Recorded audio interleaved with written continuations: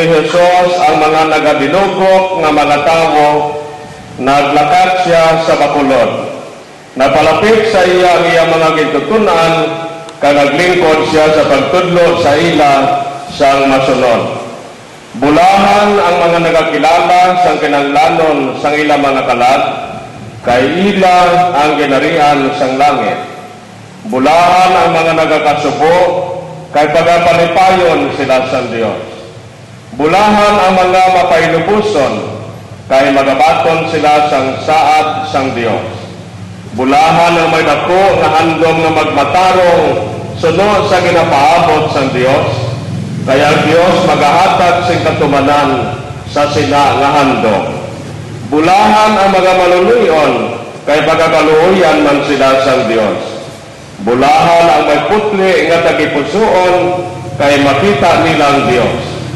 Bulahan ang nagapaluntad sang pagidait sa tunga sang mga tao, kaya ang Dios magatawag sa ila nga iya manana. Bulahan ang mga ginahigabot, tungod kay ginatuman nila ginapaabot sang Dios sa ila, kay ila ang ginarian sang langit. Bulahan kamo kung ang mga tao magpasipala, ka maghigabot, ka magbutang-butang sa inyo, tungod kay kamo sumununod ko. Magkalipay ka maginugyaw kamo, tungod kay dako ang inyo balos sa langit. Ang Ebanghelyo sang Ginoo.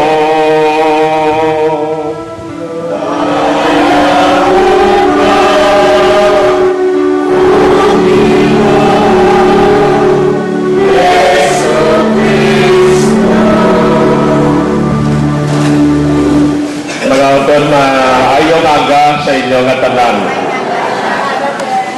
Makasarang pa mo pungko hasta alas 9.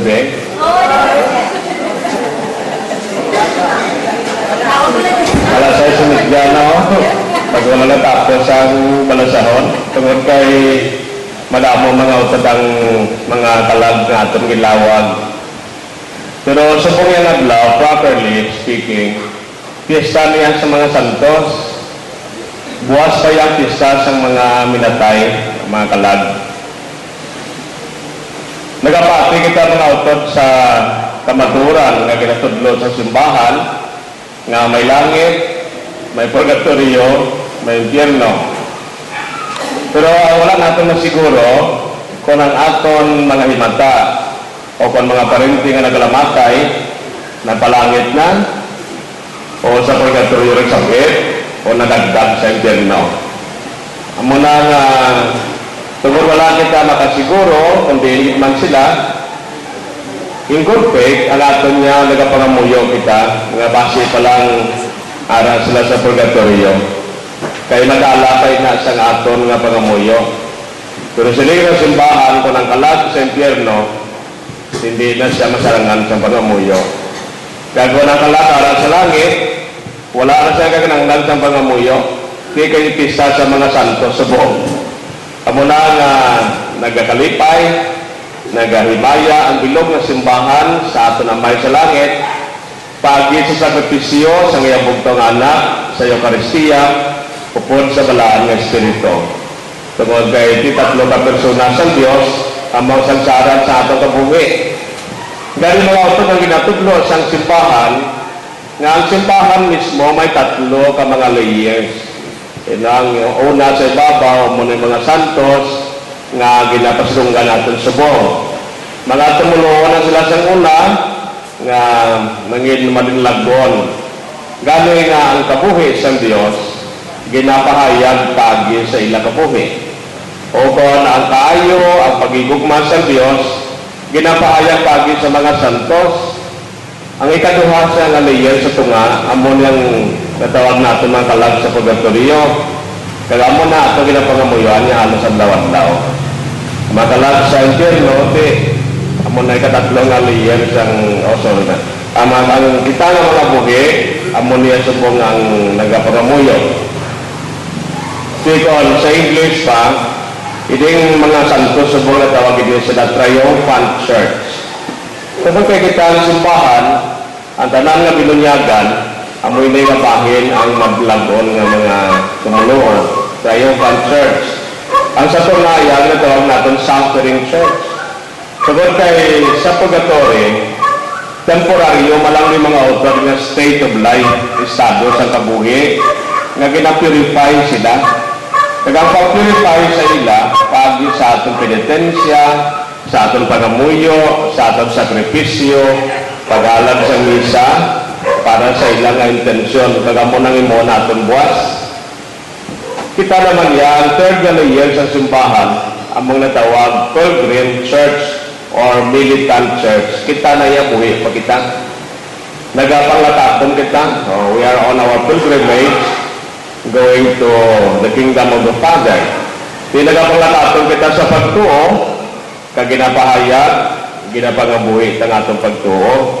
Agod nga makabulik kita sa mga kalat, tungod kay sa sakramento sang bunyag, nagsulod kita sa kabuhi sang Ginoo, nagsulod kita sa kabuhi sang simbahan, karon may assignment kita sa Dios. Amo na nga ginabuligan nato ng atong simbahan, ang atong parokya, ang atong area, ang atong panimalay.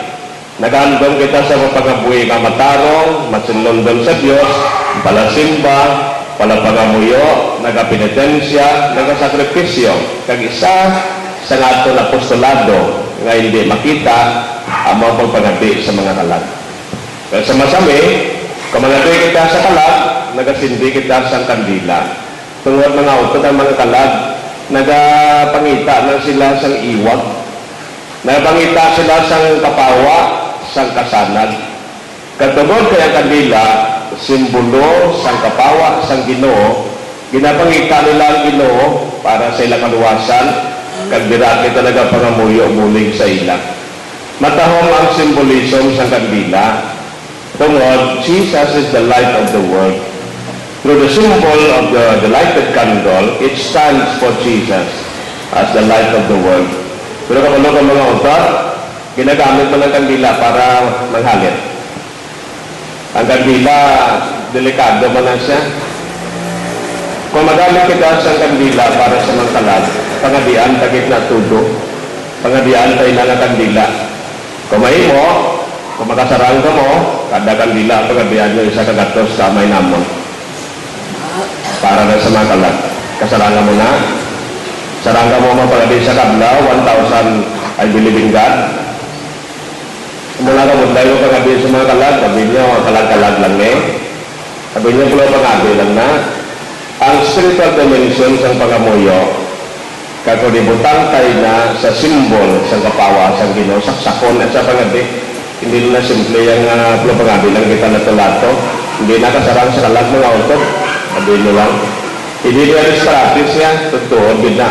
Because the more nga nagapagadi kita, part sa aton sakripisyo kapag penitensya, ginapurify natin ang kalag. That's why ang tinagal na purgatorio means purgation.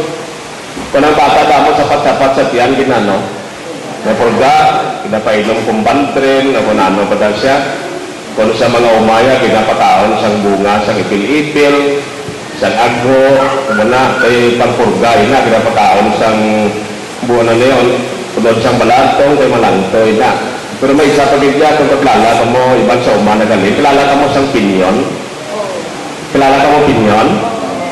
Ang iba na kakilala, iba wala, malago na siya, ang iya bungas na daw mga tudlo at lagko, pero may sirik-sirik na siya nga daw 4 o 5 ka sirik-sirik palibot. Magpatao ka na sa bata, 3 ka ilog lang, hindi pa pasobrang kayo, base lang talang ang lugay sa iyang ilong, o kung hindi pa to.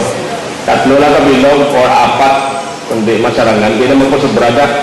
Amo na sekreto sa mga tao sa umang wala na yung kakagtos doktor. Natural na yung utod na bulong anyway, pasayod lang na yan. Pero ang matuod na purgas ang tao, para na ma-purify ang iya kalag, amo ang santos na misa. Ang pangadi, dito mga data, 100 our fathers, mani-mani lang na yan. Sarangan ko. Sige ka mo pangadi sinasa kalat, o gano'n pitla ka mo. Ang dila mo na galubag. Tapos, kung kaysa mo sa doon sa pinsan mo, gadula ka, gadula yung mali mo. dautod, ga-blackout ka, hindi ka nakarundong para nang subpon sa may namon. Parang subpon sa mga mulo. Kagis na. Muna ang mga kalag, grabe. Kada, kung ka pangamuyo ka mo sa mga kalag, batyagan nyo ng ilang kalagyagon. Batyagan nyo sa lawas ng pain nga ilang kinabatyag. Galing ko, labanan sa atro ay kagis na. Kaya kung mga kita ang kisa, pasampayan mo lang mo. Tapos, swerte kadasig na ito series liner. Huwag ka pa malandong, mechanical na pangadi mo lang. Kaya kung mechanical na pangamuyo, wala na yung katap sa imo heart. Bilang na sa baba. Wala na. Kaya mga di ka mo seryoso, hindi tatubli para sa kalat, matagan na slawas na. Gatililo lang minsan ng bila, nalipat ka mo, kanulay mo mo. Kaya bisa matagan mo, daw manghihi ka, daw mamuson ka, daw pala malas ka, yami. Kalag na. Nabinagi ko ng kalag, magagi sa lawas na ka, sugod na sa padapa. Sa padapa, yami, masaka. Kaya bisa, hindi mo matugnaw sa mo. Kaya ka nang tugnaw yung iyasang wither, isang panahon, pagdapya sa lawas mo, tugnaw na siya bilog mga lawas, pero kung kalagya, patayan niya sa dapadapa sa sugod. Nagkasaka siya, buwan ng yami. Hanggang mo nagaling kalagya, di ba ka puro lawas mo? Kagig mo na why? Magaling, tamo pa yan. Hanggang mo na tutuan niya. Kandi ka mo tuto, our Father, I believe in God, 1,000. Tanang ang tabibilidad niya. Sabihin lang mo magpagabi. Hindi, nagkumusurihan ka pagabi yan. Hindi ka muna yung sarang. Masalig lang, may isa ka piscorde sa muna. May isa ka piscorde nga na mga Americans lang may mission din sa Pilipinas. Pati sa mag-edukal sa mga bata, sa mga pigado, tanan na lang. Kaya pag kataas mo, pero ang height ka mga 6'7", naglabay siya sa kakalye, may mga bata, kagagmay lang ka madugol, yo, sa pangulay ka? Sa batang piskor ka, iyabasi, hindi ka mo kasarang. Wala ka na tao. Daw mo na tot ko sa bunga, basi hindi ka mo kasarang mga di. Ano bigyan siya ng mga diyaw, istoryahan niyo ko. Kung ituro na ganda pangabi mga utod sa mga kalag, basi manalaw ka mo. Manalaw ka mo na ito bandag sa kalag sa inyo ang iyang kinabadyag, kulorog ka mo. Ako ro ginalawas, inyo ulog ka kurog. Kadugay ka lang katas dalan, latan mo. Ako na nga mga bilang kita jutay, sos, di na bastante sa mga kalag yan. Tentuon din man kong ng batagapon ka lang, ang isa kadlaw, diri isa kalibo ka doon sa pagkateriyo. Nga naman seryoso, kita bagati. Kaya kung sumupot ka sa pagkabi sa makalag na hindi ka seryoso, kasi nulsol ka. Hindi ba lang? Mga manugsugod kasi nulsol mo. Amo na ka budlay. Bisan pa doon nga natin subong kita pasidunggan niya, mga santos. Simple malang na ang borderline, ang mga santos, ang madilagon, nga ada na sa ganyan sa ato na may. Ang magalag sa purgatorio, gatulod na gigas ka na, ginapurify ka na sila sa pangamuyan ka, pero kalat na sila tanan. Di kita nga kay buhay pasubong. Kundi kita mga di, ang guwata, kalat, lagan. Di ba lang? Kalat, lagan. Kung hindi kita mo seryoso sa pangamuhay ka, para sa Diyos, nga mga masunod sa iya, madagdag kita to sa dalaw may, sa impyerno. Di alam ko ata kalaglagan kito. Muna nga kagaysa, ang aton tumulo, nagkapamisan na nga, ay, isa na tayo subong, umuni ang mundo. Ang iba niya, 3 nights before, nagadisko sa patio, nagainom, nagasinadya. Hindi matadapat ka kasubo, sang kamatayon. Pero wala lang spirit ng pangamuyo. Nag-disco na lang yung kalabanan. Kaya nag-inom pa. Kaya nga, ang natatay ko inom. Kasi para hindi ito masubuan ang natatay, sige, inuman sa babaw ng pansyon. Kaya mga autor, lahat taga-pagandi, namugin ng kabagayan taguro. Kung magagi kita sa mga balasahon, sa libro, sa Bugnatay, San Juan, nga mo ang pagkatapusan nga libro sa Biblia.